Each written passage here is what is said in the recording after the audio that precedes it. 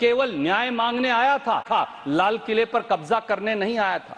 जब आप एमएसपी पर मेरी फसल खरीदेंगे ही नहीं तो उस एमएसपी को खत्म करिए, उस एमएसपी को बुलडोजर के नीचे कुचलिए। राहुल गांधी दलितों, किसानों और मजदूरों के हितों की बात उठाते हैं तो ये हमारी जात पूछवाते। आपका अपना चैनल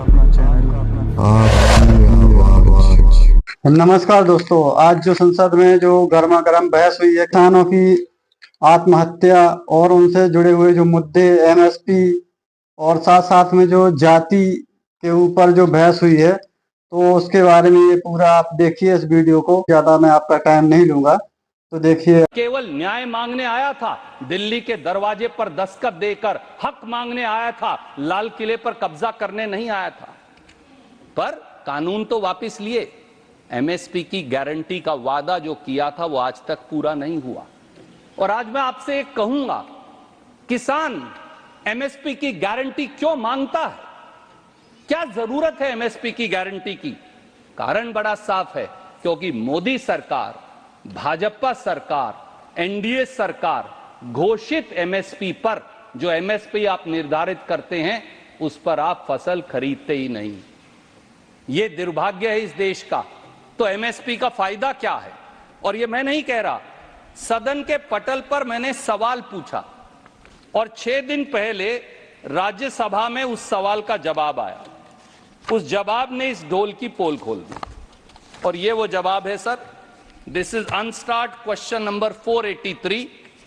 देखिए एमएसपी पे कितनी हमारी फसलें खरीदी जा रही है, ये आंकड़े देखिए आप।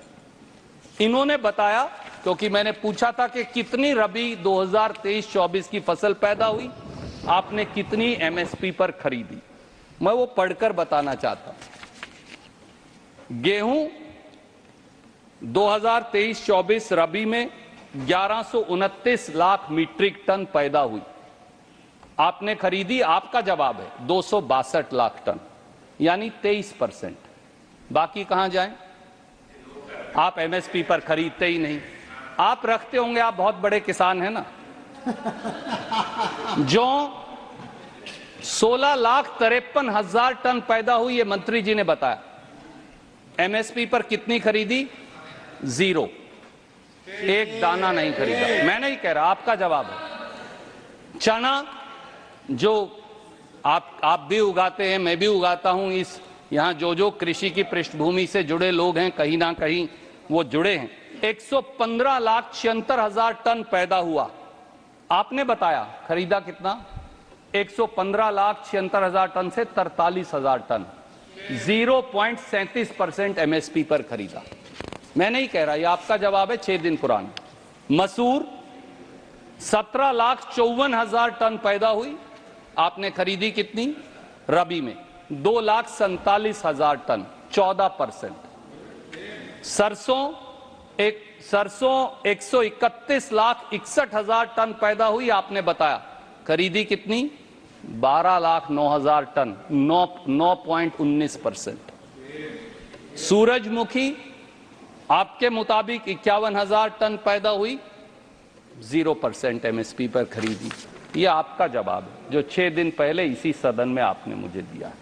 जब आप एमएसपी पर मेरी फसल खरीदेंगे ही नहीं तो उस एमएसपी को खत्म करिए, उस एमएसपी को बुलडोजर के नीचे कुचलिए। उसका लाभ क्या है? सवाल बड़ा सीधा है सर। और इतना ही नहीं, एक और घोर अन्याय किसान के साथ।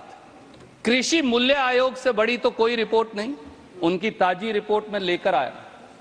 कृषि मूल्य आयोग ने खुद स्वीकारा कि एमएसपी का मूल्यांकन प्रांत की लागत के मुताबिक सही नहीं है। राज्यों में फसल के उत्पादन की लागत एमएसपी से अधिक है। ये मैं नहीं कह रहा, ये एमएसपी की ये जो कृषि मूल्य आयोग की रिपोर्ट है, वो मैं लेकर आया हूं 2024 की, 25 की, इनकी जो इन्होंने अपलोड कर रखी है। सर, इसमें उन्होंने ये माना, सीएसीपी ने इसी रिपोर्ट में 2022-23 की लागत का 2024 की रिपोर्ट में वास्तविक मूल्यांकन किया। C2 प्लस 50% पे भी नहीं, A2 प्लस FL पर। और उन्होंने लिखा है कि उसके आधार पर भी, मंत्री जी ये लिखा है, मैं पढ़ देता हूं, रागी में पूरे देश में 1167 रुपया प्रति हेक्टेयर का किसान को नुकसान हुआ। ये मैं नहीं कह रहा, ये सीएससी ये है किसानों की दयनीय स्थिति। धान में बताइए अब क्या करें, किसान क्या करे बताइए। बैठे हैं, सरकार सुनती नहीं है, आत्महत्या ना करे और क्या करे किसान। नुकसान हुआ। Market intervention scheme and price support scheme ये सबसे महत्वपूर्ण है, क्योंकि जो 23 फसल पर एमएसपी देते हैं, जिन पर नहीं देते अगर कीमत गिर जाए तो उस पे ये मार्केट इंटरवेंशन स्कीम है, आपने ताला लगा दिया। ये स्कीम किसके लिए है? आलू के लिए, टमाटर के लिए, प्याज के लिए, सेब संतरे के लिए, कीनू के लिए, नारियल, मिर्च और अदरक के लिए। 2022-23 में मंत्री जी इसका बजट था 4007 करोड़। 2023-24 में आपने बजट काटकर कर दिया 40 करोड़ और इस साल कितना किया? जीरो। और उस पे भी ये सरकार जीरो, और उस पे भी ये सरकार ना किसानों की हितैषी बनती है, जबकि ये किसानों की विरोधी सरकार है, किसानों का हित नहीं चाहती है। उनमें भयंकर कटौती माननीय कृषि मंत्री जी ने कर दी। पीएम फसल बीमा योजना 23-24 में 15,000 करोड़, 24-25 में 14,600 करोड़। Distribution of pulses to states for welfare schemes 23-24 में 446 करोड़, 24-25 में काटकर 300 करोड़। पीएम किसान मानधन योजना सभी में ऐसा ही कटौती चल रही है। 24-25 किसानों को जीवन नहीं है, मौत देना चाहते हैं। इंडिजीनियस मोदी सरकार में 9 साल में 1 लाख किसानों ने आत्महत्या की है। एनसीआरबी ये बोलता है 1,04,49, ये मैं नहीं कह रहा, मैं आपकी रिपोर्ट एनसीआरबी की लेकर आया हूं। हर रोज इस देश के 31 अन्नदाता आत्महत्या का फंदा चूमने को मजबूर है। आपको नींद कैसे आती है? आपकी आत्मा क्यों नहीं झकझोरती? आपकी आत्मा आपको कचोटती क्यों नहीं? सवाल यह है, एक देशवासी के तौर पर मैं ये पूछना चाहता हूं। सर, एक तरफ फसल की कीमत नहीं और दूसरी तरफ ये हाल। इसीलिए राहुल जी ने, खड़गे जी ने ये कहा है कि एमएसपी की कानूनी गारंटी इसी सदन से दिलाएंगे, खेती पर गब्बर सिंह टैक्स से पीछा छुड़ाएंगे और किसान को कर्ज मुक्ति भी दिलाएंगे। हम ये करके दिखाएंगे। और हालात क्या हैं सर, कि जब लोकसभा में विपक्ष के नेता, मेरे नेता राहुल गांधी, दलितों, किसानों और मजदूरों के हितों की बात उठाते हैं तो ये हमारी जात पूछवाते हैं।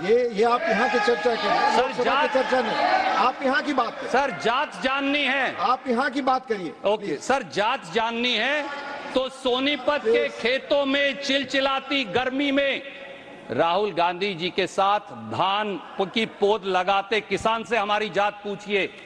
जात पूछनी है तो आजादपुर मंडी में आंसू बहाते हुए सब्जी वाले रामेश्वर भाई से पूछिए, जिसकी कड़ी मेहनत की जिंदगी का एक हिस्सा बांटने मेरे नेता वहां गए थे। जात पूछनी है तो सुल्तानपुर के जूती गांठने वाले हमारे मेहनतकश रामचेत भाई से पूछिए, जिसके साथ बैठकर उसकी मेहनत का पसीना बांटा था मेरे नेता ने।